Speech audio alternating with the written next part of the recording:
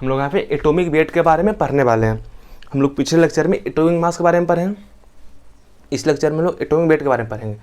तो आप लोगों को कन्फ्यूज नहीं होना है, एटॉमिक मास और एटॉमिक वेट दोनों अलग टॉपिक है, दोनों में थोड़ा सा स्लाइड थोड़ा सा डिफरेंस होता है। इसको हम लोग एवरेज एटॉमिक मास भी बोलते हैं, एटॉमिक वेट को हम लोग क्या बोलते हैं, एवरेज एटॉमिक मास भी बोलते हैं। इसको हम समझते हैं क्या, ये एवरेज एटॉमिक मास बोलते हैं, या फिर इसको बोलते हैं रिलेटिव एटॉमिक मास। इसका रिलेटिव एटॉमिक मास या फिर एटॉमिक वेट या फिर एवरेज एटॉमिक मास तीनों सेम ही है, सेम टॉपिक है। तो इसमें क्या होता है कि इसको समझते हैं, मेनी नेचुरली अक्रिंग एलिमेंट्स, बहुत सारा एलिमेंट्स है, नेचुरली अक्रिंग एलिमेंट्स कितना 92 एलिमेंट्स हैं जो नेचर में एग्जिस्ट करता है। बहुत सारा एलिमेंट्स का आइसोटोप पाया जाता है। इसे हम बार बार बात कर रहे हैं, हाइड्रोजन का 3 आइसोटोप है, कार्बन का 3 आइसोटोप है, ऑक्सीजन का आइसोटोप हम लोग देखे पिछले लेक्चर में। तो बहुत सारा एलिमेंट का आइसोटोप पाया जाता है। तो हम लोग जब एटॉमिक मास पढ़ रहे थे तो क्या पढ़ रहे थे, मास ऑफ एटम क्या पढ़ रहे थे, it is total sum of mass of neutron plus proton. हम लोग मास ऑफ एटम पढ़े थे ना एटॉमिक मास में। मास ऑफ एटम क्या होता है, मास ऑफ ए एटम क्या था, mass of neutron plus mass of proton, इन पढ़े थे एटॉमिक मास में।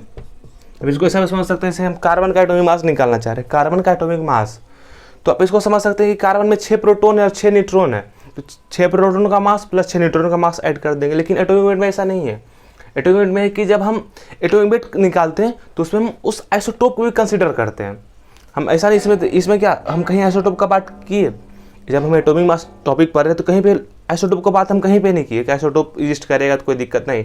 लेकिन एटॉमिक वेट में अगर आइसोटोप है तो उसको हम कंसिडर करना इंपॉर्टेंट है। इस बात को हम लिख दिए, when we take into account the existence of this isotope and their relative evidence, माने आइसोटोप है, आइसोटोप कितना परसेंटेज में पाया जाता है। जैसे हम ऑक्सीजन का देखे थे कि ऑक्सीजन 16 साइड 99.76% में पाया जाता है, ऑक्सीजन 17 0.04% पाया जाता है, ऑक्सीजन 18 0.20% पाया जाता है। तो हम उसका परसेंटेज और उसका एटॉमिक मास दोनों कंसिडर करना होता है। जैसे कि mass of atom of oxygen कितना है, mass of atom of carbon 12 कितना है, कार्बन 12 कितना है, 12 एटॉमिक मास यूनिट है। कार्बन 13 का मास कितना है, कार्बन 13 का मास 13 है, कार्बन 14 का मास कितना है 14 है।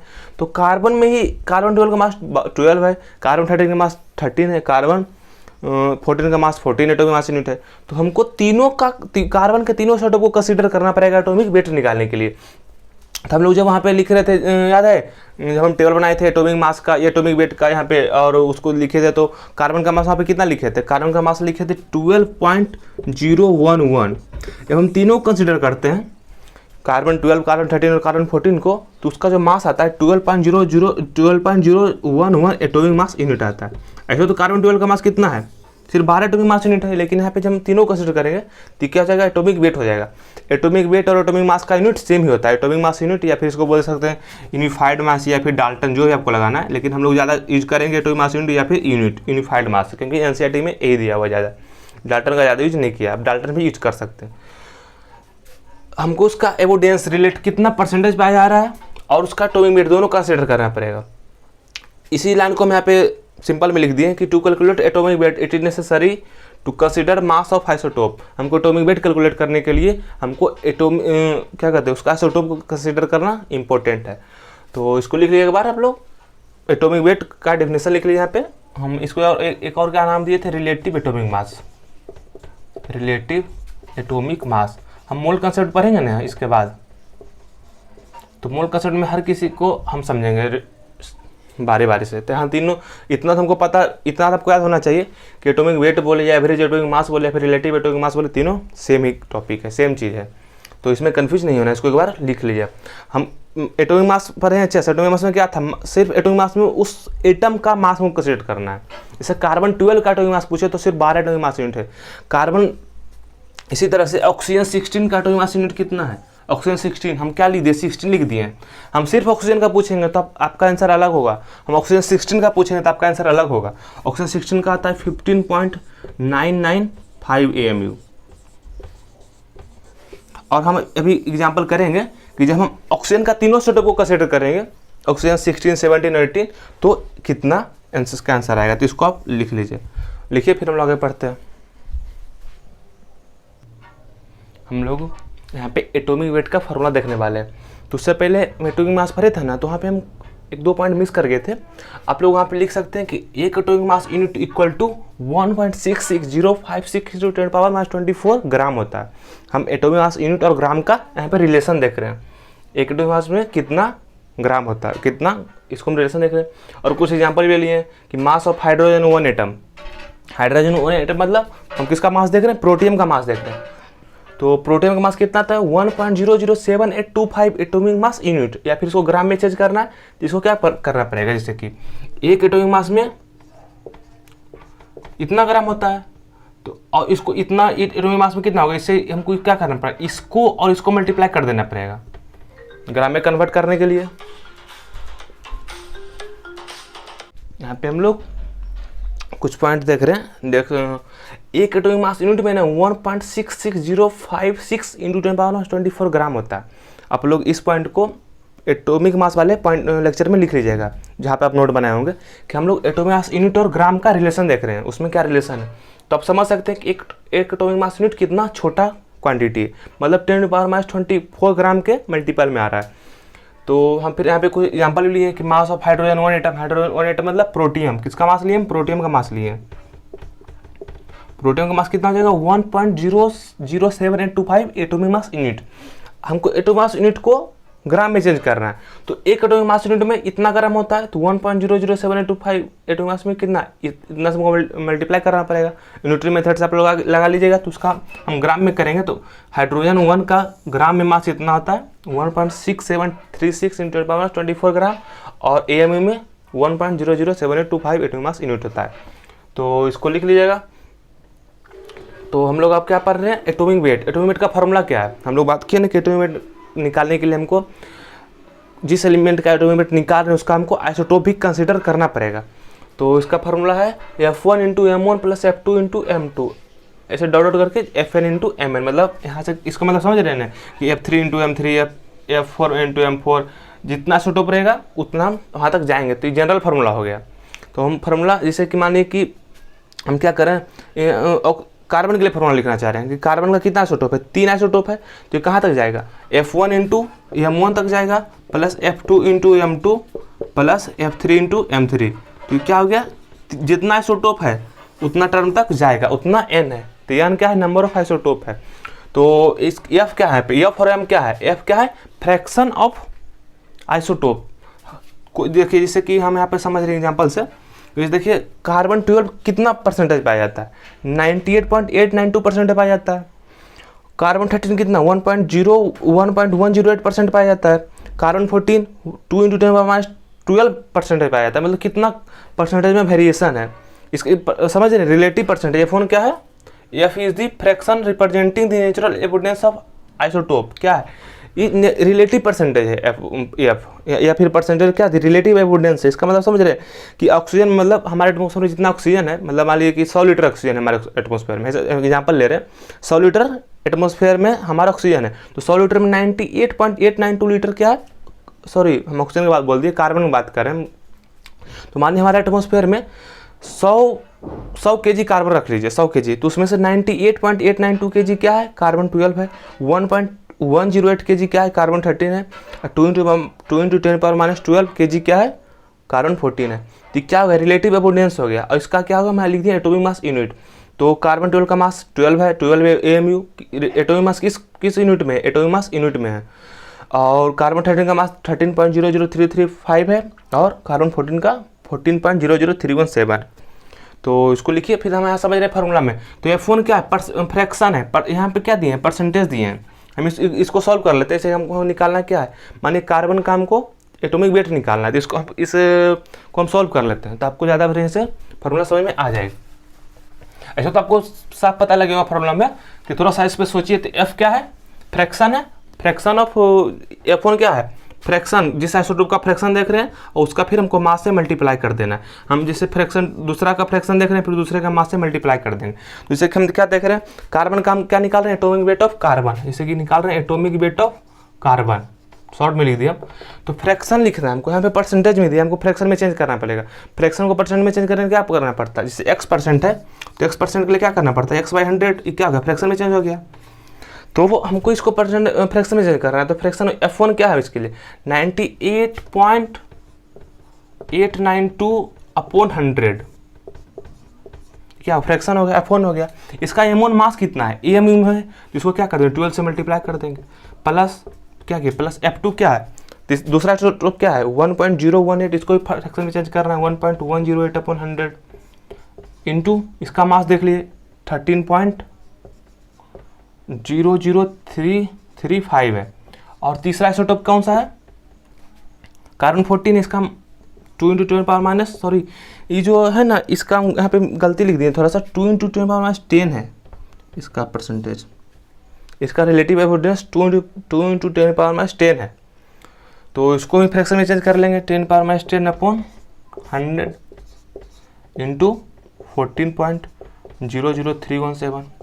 इसको सॉल्व कीजिए, हम सॉल्व करेंगे तो क्या आ जाएगा 0.98892 इंटू 12, क्या इसमें आ रहा है, किस यूनिट में आ रही है, देखिए यहाँ पे भी एटॉमिक मास यूनिट है, यहाँ पे भी एटॉमिक मास यूनिट, यहाँ पे भी एटॉमिक मास यूनिट। तो इसका जो एटॉमिक वेट का भी जो यूनिट होता है ना, यूनिफाइड मास ही होता है, किसमें आएगा, एटॉमिक मास यूनिट में ही आएगा। तो इसको आप सॉल्व कीजिएगा, हमें इतना बड़ा कैलकुलेशन सॉल्व नहीं कर पाएंगे यहाँ पे, तो फिर वो सॉल्व कीजिएगा तो इसका जानते हैं सर कितना आएगा, एटॉमिक वेट ऑफ कार्बन ये आ जाएगा 12.011 एटॉमिक मास यूनिट।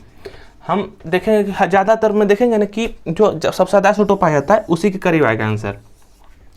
99% तो ऑलमोस्ट कार्बन 12 ही है, तो कितना ज़्यादा वेरिएशन नहीं होगा लेकिन आंसर में। लेकिन जब न्यूमेरिकल सॉल्व करेंगे, अगर क्वेश्चन में हमको कार्बन का मास दे दिया है तो हमको जो मास दिया उसको कंसिडर करना है, अगर मास नहीं दिया है कार्बन का तो हमको 12.011 यूज करना है।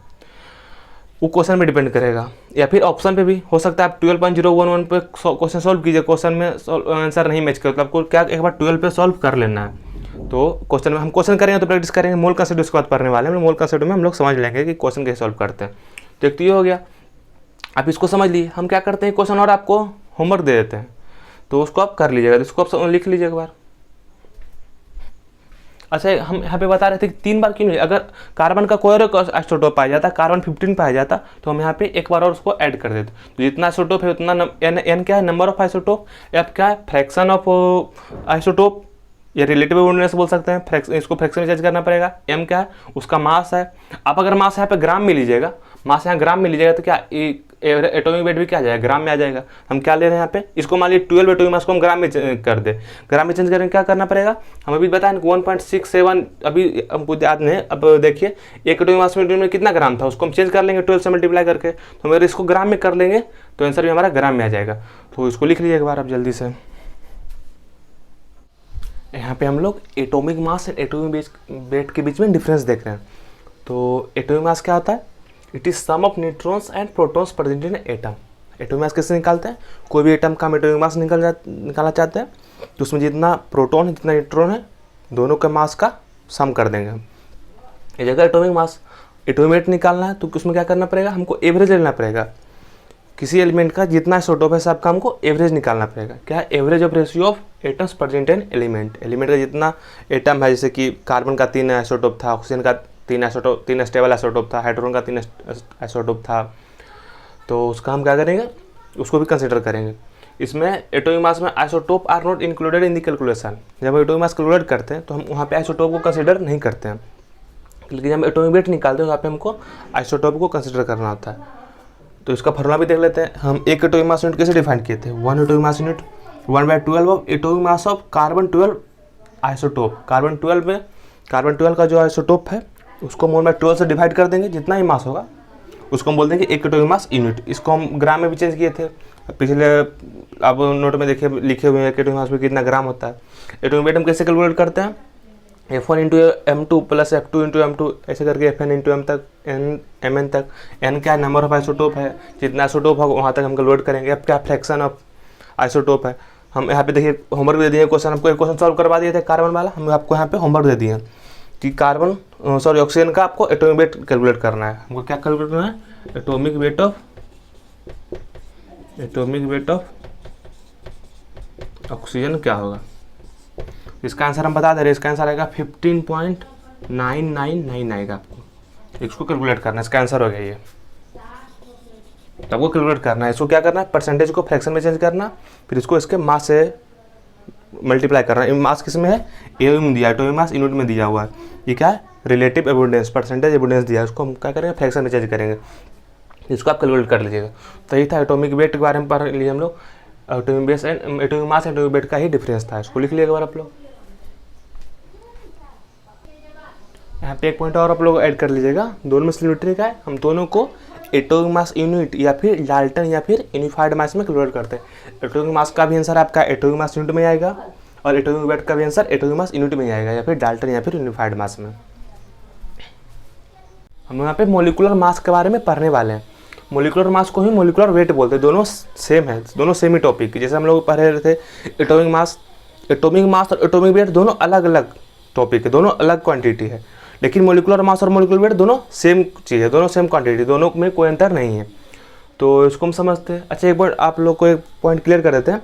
आप गूगल पे सर्च कीजिए atomic mass of oxygen, search कीजिए एटॉमिक मास ऑफ ऑक्सीजन, तो वहाँ पे आपका आंसर आएगा atomic mass of oxygen, answer आएगा 15.999 यूनिफाइड या फिर यूनिफाइड मास या फिर एटॉमिक मास यूनिट।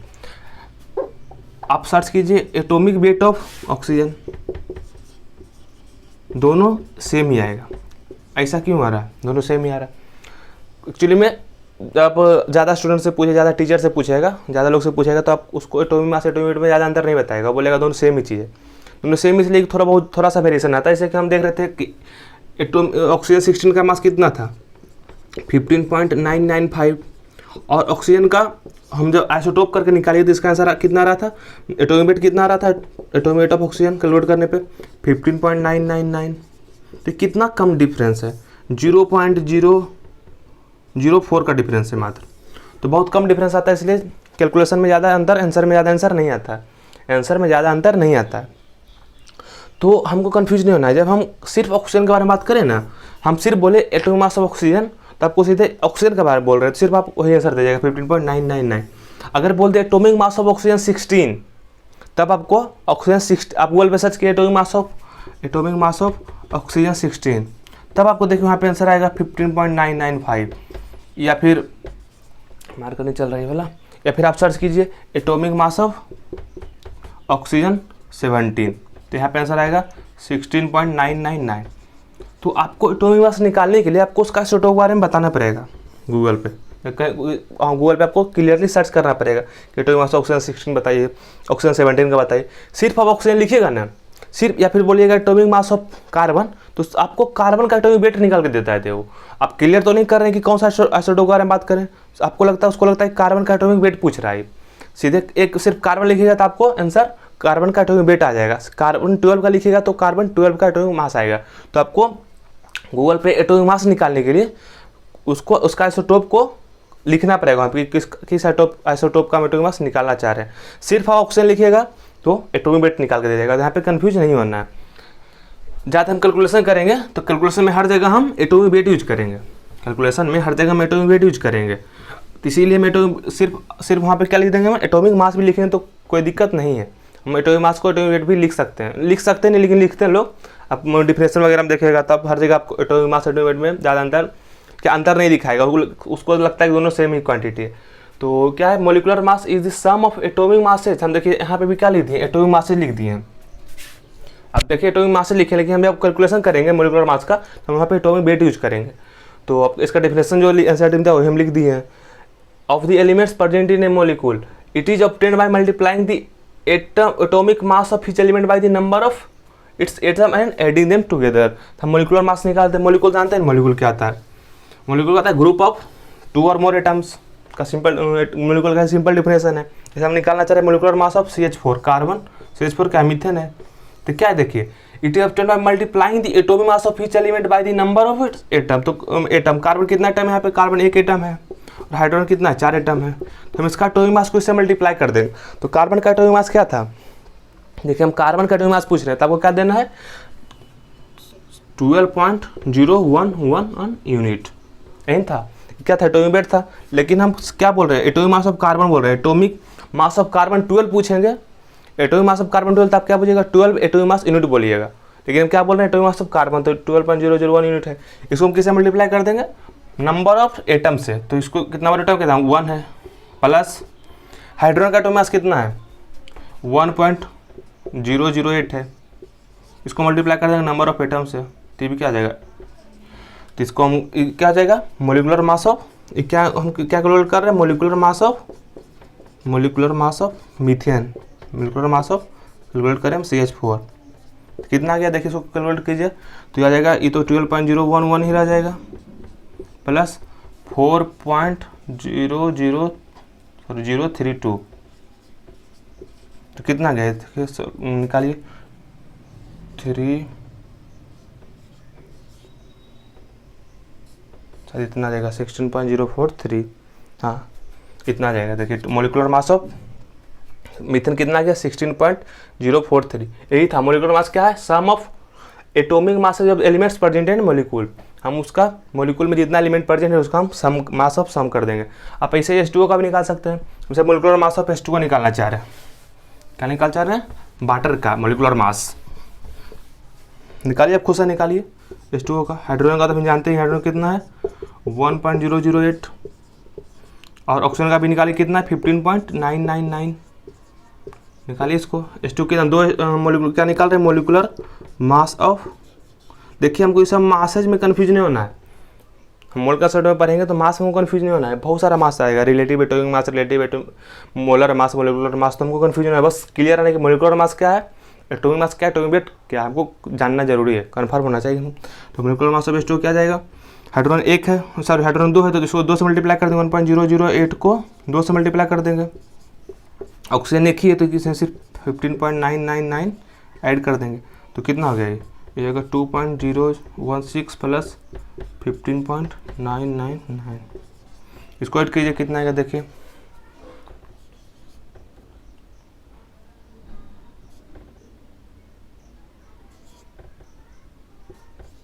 शायद इतना ही आएगा, आप एक बार चेक कर लीजिएगा 18.015 यूनिट, या फिर एटॉमिक मास यूनिट बोल सकते हैं। तो हमको कंफ्यूज नहीं होना है एटॉमिक मास और एटॉमिक वेट में, हमें इतना भाई क्लियर कर रहे हैं। तो मोलिकुलर मास का यूनिट क्या होगा, यूनिफाइड मास ही हो गया। हम अगर इसको ग्राम में चेंज कर ले, क्या है 1.008 एटॉमिक मास यूनिट को ग्राम में चेंज करने के लिए क्या करना पड़ेगा, इसको मल्टीप्लाई कर देंगे। एक एटॉमिक मास यूनिट कितना ग्राम होता है, एक एटॉमिक मास यूनिट में कितना ग्राम होता है 1.67 10⁻24 ग्राम होता है ऑलमोस्ट। तो इसको मल्टीप्लाई कर देंगे तो आंसर ग्राम में आ जाएगा, ये भी ग्राम में आ जाएगा। तो अगर हम यहाँ पे ग्राम में रखेंगे तो आंसर भी मोलिकुलर मास भी ग्राम में आएगा। तो हम जब जैसा यूनिट यहाँ पे यूज करेंगे वैसा यूनिट हमको आंसर में आएगा। तो ऐसे हम जनरल फॉर्म में बोल सकते हैं, जनरल टर्म में, कि मोलिकुलर मास का भी आंसर एटॉमिक मास यूनिट में ही आता है, मोलिकुलर या फिर यूनिफाइड मास में आता है, या फिर डाल्टन में आता है। तो यही था मोलिकुलर मास, इसको लिख लीजिए एक बार। यहाँ पे हम लोग फार्मूला मास के बारे में पढ़ने वाले हैं। तो फार्मूला मास बहुत आसान टॉपिक है, सिंपल सा टॉपिक है। तो हम चलिए कुछ पहले बात कर लेते हैं। जैसे ये जो टॉपिक है ना फार्मूला मास, इसके पहले आप लोग पढ़ लेंगे, मोलिकुलर मास पढ़े होंगे, एटॉमिक वेट पढ़े होंगे। तो एटॉमिक वेट का जो टॉपिक का रिकॉर्डिंग था, और क्या एक और कौन था, मोलिकुलर वेट का, इस सब का टॉपिक का रिकॉर्डिंग ऑलमोस्ट हम 15 से 20 दिन पहले कर चुके थे, रिकॉर्डिंग कर दिए थे। और ये फार्मूला मास छूट गया था, मिस कर गया था, ध्यान में नहीं आया कि इसका भी करना है साथ में, तो छूट गया। तो क्या हुआ कि कोई काम छूट जाता है तो बहुत टाइम लग जाता है। जैसे कि आप कोई काम को 1 दिन के लिए छोड़ते हैं, 2 दिन के लिए छोड़ते हैं, तो छूटता चला जाता है। एक दिन कब 1 महीना, कब 1 सप्ताह बदल जाए आपको पता नहीं लगेगा। तो इसीलिए कोई काम को छोड़ना नहीं चाहिए, कंटिन्यू करते रहना चाहिए। ऐसा नहीं कि कोई काम को बीच में छोड़ दिए, बीच में बिल्कुल नहीं छोड़ना चाहिए। अब कोई काम शुरू कीजिए, उसको ख़त्म कीजिए। ये देखिए एक बात, छोटा सा टॉपिक है और छूटा तो हम बोल रहे हैं 15 दिन बाद इसको रिकॉर्ड कर रहे हैं। तो कोई भी काम को कंटिन्यू कीजिए। आप अगर पढ़ाई भी कर रहे हैं तो ऐसा नहीं बोल रहे कि अभी दिन में 6 घंटा पढ़िए, 4 घंटा पढ़िए, नहीं। आप 1 घंटा ही पढ़ते हैं, 2 घंटा ही पढ़ते हैं, तो रेगुलर पढ़िए। जैसे आप मानिए लेक्चर भी देख रहे होंगे, लेक्चर सीरीज देख रहे होंगे मानिए, तो आप लेक्चर सीरीज कंटिन्यू देखिए। आप क्यों नहीं आधा ही लेक्चर देख रहे हैं दिन में, आधा ही देखिए, लेकिन रेगुलर देखिए, बीच में छोड़िए नहीं। तो छोड़ने पर आप भी ऑब्जर्व करते हैं, कोई काम को छोड़ते हैं तो 1 दिन 1 सप्ताह बदल जाए, 1 सप्ताह 1 महीना में बदल जाए, तो बहुत ही प्रॉब्लम होता है। चलिए हम टॉपिक पे आते हैं, फार्मूला मास। तो हम लोग एटॉमिक वेट और मोलिकुलर मास और मोलिकुलर वेट तो देख चुके हैं। फार्मूला मास समझते क्या होता है। Some substance such as sodium chloride, कुछ सब्सटेंस जैसे कि sodium chloride do not contain discrete molecules. Discrete molecule मतलब अकेले मोलिकुल में नहीं पाया जाता। जैसे कि हम बात किए ना कि एटम किस यूज करता है मोलिकुल को फॉर्म में, जैसे कि वाटर है, वाटर क्या है, H2O क्या है, मोलिकुल है। H2O अकेले एग्जिस्ट करता है, एटम कैसे एग्जिस्ट करता है, मोलिकुल को फॉर्म में। लेकिन कुछ सब्सटेंस जैसे कि NaCl, सोडियम क्लोराइड NaCl, ये अकेले एग्जिस्ट नहीं करता है, do not contain discrete molecules as their constituent units. ये अकेले यूनिट में एग्जिस्ट नहीं करता है NaCl। तो कैसे एग्जिस्ट करता है, एग्जिस्ट करता है in such compound positive, sodium का कैटायन है, पॉजिटिव आयन है, और क्लोरीन क्या नेगेटिव आयन है, negative chlorine. Entities are arranged in 3 dimensional structure. ये क्या 3 डायमेंशनल स्ट्रक्चर में अरेंज होता है NaCl, सोडियम क्लोराइड। इसको वैसे समझ सकते हैं कि मतलब NaCl ढेर सारा NaCl है, 3D स्ट्रक्चर समझते हैं ना। ये क्या हो गया, ये 2D स्ट्रक्चर हो गया। एक स्ट्रेट लाइन है, क्या 1D में है, तो पूरा ये प्लेन में है। देखिए क्या एक्स एक्सिस में मान लीजिए, तो कोई भी लाइन 1D में होता है, प्लेन कोई 2D में, क्या बोर्ड का प्लेन है, एक्स एक्सिस और वाई एक्सिस। 3D में क्या होता है, एक क्यूब बना दीजिए, आप लोग को तो आता है बनाने के लिए वाला, ये वाला बनाने के लिए आता होगा आप लोग को। ये क्या 3D में है, इसमें एक्स एक्सिस वाई एक्सिस और जेड एक्सिस दोनों होता है। तो क्या होता है NaCl मानी इसमें अरेंज होता है। आप लोग पढ़िएगा, एक टॉपिक आता है क्या सॉलिड स्टेट, उसमें हम जानिए कि सोडियम क्लोराइड कैसे अरेंज होता है। क्या होता है ना कि सोडियम यहाँ पे होता है, ऐसा समझिए, क्लोरीन यहाँ पे होता है बीच में, और इसके चारों तरफ क्या होता है, सोडियम रहता है। इस तरह से अरेंज होता है। इसको बोलते हैं FCC यूनिट सेल, क्या फेस सेंटर्ड यूनिट सेल। इसको आप आगे पढ़िएगा, इस पर ध्यान देना है। अब बहुत सारा अरेंजमेंट देखेगा तो अरेंज रहता है। कैसे अरेंज रहता है, बहुत सारा NaCl एक दूसरे के साथ अरेंज रहता है। यहाँ पे Na है, यहाँ पे Cl है, यहाँ पे Na, यहाँ पे Cl, मतलब ऐसा समझ सकते हैं। आप थोड़ा सा दूर देखिएगा, थोड़ा सा एरिया में, तो आपको बहुत सारा, मतलब ऐसा समझ सकते हैं कि आपको 100 या 1000 Na मिल जाए और 1000 Cl मिल जाए कुछ एरिया में ही। तो आपको अगर इसका मास निकालने के लिए बोल दे कि चलिए NaCl का मास निकालने के लिए बोल दे, तो आप क्या समझिएगा, जैसे कि कोई बच्चा क्या करेगा, इतना एरिया में जो NaCl है या इतना वॉल्यूम में जो NaCl वो निकाल देगा, इतना वॉल्यूम में जो NaCl रहेगा वो निकाल देगा। कुछ लड़का क्या करेगा, छोटा क्वांटिटी, छोटा यूनिट ले लेगा, इतना सा वॉल्यूम में देख लेगा कि NaCl कितना है। कोई मतलब ऐसा समझ लीजिए कि कोई 1000 NaCl देख लेगा, कोई ऐसा भी देखेगा कि हम 500 Na की बात करें, Na 500 और Cl 500, तो प्रॉब्लम हो जाए कि नहीं। तो हम इसको डिफाइन कैसे करेंगे, तो कन्फ्यूजन हो जाएगा कि हम NaCl का मास कैसे निकालें। तो ऐसा कंपाउंड के लिए, मतलब ऐसा कंपाउंड कौन है, आयनिक कंपाउंड, जो हम सम सब्सटेंस टर्म यूज किए ना, आयनिक कंपाउंड ही अकेले एग्जिस्ट नहीं करता। आयनिक कंपाउंड 3D स्ट्रक्चर में एग्जिस्ट करता है। इसको क्या बोलते हैं, लैटिस बोलते हैं। इसको क्या बोलते हैं, लैटिस। आप समझ सकते हैं कि पत्थर का टुकड़ा, पत्थर मतलब पत्थर क्या, NaCl का पत्थर बना हुआ है, उसमें लाखों NaCl लाखों क्लोरीन है मिलकर बना हुआ है, तो उसको क्या बोलते हैं, लैटिस बोलते हैं। उसको क्या बोलते हैं, 3D स्ट्रक्चर। तो आयनिक कंपाउंड क्या होता है, अकेले एग्जिस्ट नहीं करता है। तो उसका हम कैसे मास निकालेंगे, क्या टॉपिक हमारा क्या है, फार्मूला मास। तो क्या करते हैं, उसका कॉमन ले लेते हैं। ना हम 1000 Na का निकालेंगे, ना 1000 Cl का निकालेंगे, क्या करेंगे, दोनों में कॉमन ले लेंगे, मतलब 1000 हटा देंगे, क्या निकाल देंगे, एक NaCl का निकाल देंगे हम मास, वही हो जाएगा फार्मूला मास। तो बस सिंपल सा है, सारा में ही क्या करना है, मास निकालना है। मोलिकुलर मास में ही बस तो टर्म अलग है। मोलिकुलर कंपाउंड के लिए हम जो मास निकालते हैं उसको यूज करते हैं, उसको मोलिकुलर वेट बोलते हैं या मोलिकुलर मास बोलते हैं। आयनिक कंपाउंड का जो मास निकालते हैं हम, उसके लिए हम फार्मूला मास टर्म यूज कर दिए। करना सब में एक ही काम है, सब में एक ही निकालना है। हो सकता है यूनिट का अंतर हो सकता है, हम यूनिट में भी अंतर देखते हैं आगे जाके। आप इसके बाद आप मोल कंसेप्ट पढ़िएगा, हम मोल कंसेप्ट तो पढ़ा चुके हैं इस चैनल पे, अलग से प्लेलिस्ट डाल दिए मोल कंसेप्ट का, तो आप देखिएगा, आपको वहाँ पे आएगा तो आपको अच्छे से समझ में आएगा। सारा जो एटॉमिक मास होता है, average atomic mass, formula mass, relative atomic mass, वहाँ पे हम अच्छे से समझाए हैं मोल कंसेप्ट में। तो वहाँ पे आप जाके देखिएगा, मोल कंसेप्ट पढ़ लीजिएगा, मोल कंसेप्ट स्टार्ट में ही पढ़ लीजिएगा आप लोग, यही चैनल पे डाला हुआ है। तो हम क्या बात कर रहे थे यहाँ पे, हाँ कि NaCl के लिए जो हम मास निकाले वो क्या बोलेंगे, फार्मूला मास। जैसे NaCl का चलिए निकालते हैं, तो सोडियम का मास कितना होता है, 35.5 AMU, 35.5 नहीं सॉरी, सोडियम का होता है 23 AMU, और क्लोरीन कितना होता है 35.5 AMU। टोटल काउंट कितना हो जाएगा, 58.5 AMU। तो क्या हो गया, NaCl का क्या हो गया, फार्मूला मास हो गया। यही अगर H2O रहेगा तो H2O क्या है, मोलिकुलर कंपाउंड है। तो इसका हम जो मास निकालेंगे, प्रोसेस सेम ही है लेकिन उसका टर्म अलग है। प्रोसेस सेम ही, सारा प्रोसेस सेम ही है, आंसर लाने का तरीका सेम है, बस नाम अलग है। H2O के लिए हम जो यूज करते हैं, मोलिकुलर कंपाउंड के लिए यूज करते हैं, उसको बोल देते हैं मोलिकुलर मास। और जो फार्मूला मास के लिए यूज करते हैं, वो जो एनिक कंपाउंड के लिए यूज करते हैं, जो एनिक कंपाउंड के लिए मास निकालते हैं उसको क्या बोल देते हैं, फार्मूला मास बोल देते हैं। इसको एक बार आप लोग लिख लीजिए जल्दी से। तो हम जो पॉइंट डिस्कस किए थे उसको यहाँ पे लिख दिए। ये आता है फार्मूला मास होता है किसके लिए डिफाइन होता है, sorry, formula it is generally applied to a substance that does not consist of individual molecules. जो इंडिविजुअली मॉलिक्यूल्स में एग्जिस्ट नहीं करता उसके लिए क्या हम यूज करते हैं, फार्मूला मास। जो मॉलिक्यूल में एग्जिस्ट करता है उसके लिए क्या यूज करते हैं हम लोग, मोलिकुलर मास। जैसे H2O क्या है, अकेले एग्जिस्ट करता है, मॉलिक्यूल में एग्जिस्ट करता है, इसलिए उसका क्या उसके लिए क्या यूज किया हम लोग, मोलिकुलर मास। H2O के लिए क्या यूज किया हम, H2O का मास मान लिया है 18 यूनिफाइड मास, इसके लिए क्या यूज किया, molecular mass, molecular mass use किए। और इसके लिए क्या यूज किया हम, NaCl। क्यों, क्योंकि NaCl जो है अकेले एग्जिस्ट नहीं करता, इंडिविजुअल मॉलिक्यूल में एग्जिस्ट नहीं करता है। तो इसके लिए हम लोग क्या यूज किया हम, फार्मूला मास। बाकी प्रोसेस वगैरह सब सेम ही है निकालने का, यूनिट भी सेम ही है। देखिए कितना आया था 58.5। तो किसके कैसा कंपाउंड का फार्मूला मास निकालेंगे हम लोग, जो अकेले एग्जिस्ट नहीं करता उसको हम लोग क्या बोलते हैं, आयनिक कंपाउंड। जितना भी आयनिक कंपाउंड है ना, अकेले एग्जिस्ट नहीं करता, वो क्या करता है, 3D स्ट्रक्चर में रहता है। कैसा करता है, 3D स्ट्रक्चर में रहता है। जैसे कि कोई भी आयनिक कंपाउंड ले लीजिए, मान लीजिए मैग्नीशियम सल्फेट ले लीजिए MgSO4, तो क्या है, ये 3D स्ट्रक्चर मिलेगा। अकेले MgSO4 आपको नहीं मिलेगा, क्या करेगा, आपको जहाँ भी मिलेगा 3D स्ट्रक्चर बना रहेगा। ऐसा मुझे पत्थर का टुकड़ा ऐसा बना हुआ रहेगा आपको। इसको क्या हम लोग बोलते हैं, लैटिस भी बोलते हैं, लैटिस।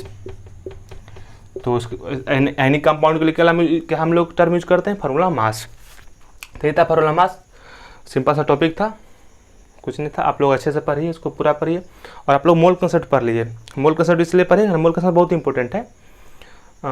आप यहाँ नहीं पढ़ेगा तो आपको जाके 11th में पढ़ना ही पड़ेगा। हम मोल कंसेप्ट इतना अच्छा पढ़ा दिए, इतना ज़्यादा डीप में पढ़ा दिए कि आपको मोल कंसेप्ट 11th में जाइएगा, IIT की तैयारी करने जाएगा, नीट का तैयारी करने के लिए जाएगा, कोई भी आपको मोल कंसेप्ट पढ़ने का जरूरत नहीं पड़ेगा।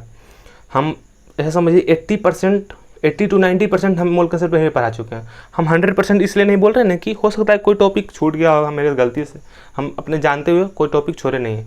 तो हम 80 to 90% मोल कंसेप्ट यहीं पढ़ा दिए। और ये सब जो टॉपिक पढ़ा रहे हैं ना, आपको वहाँ पे पढ़ने की जरूरत नहीं पड़ेगा। आप अपने पढ़ते हैं इसको, अपने दोस्त से पूछिए ना जो नहीं पढ़ता है उसे, कि इस सब टर्म में आपको फर्क पता, डिफरेंस पता लगता है। एटॉमिक मास एटॉमिक वेट में डिफरेंस पता लगता है, हर किसी को नहीं पता लगता है। टीचर भी हम बात कर चुके हैं, उसको नहीं पता है एटॉमिक मास और एटॉमिक वेट दोनों अलग टर्म है। तो आप लोग ध्यान से पढ़िए, जानेंगे तो अच्छा ही रहेगा। ध्यान से पढ़िए, खुश रहिए, बाय।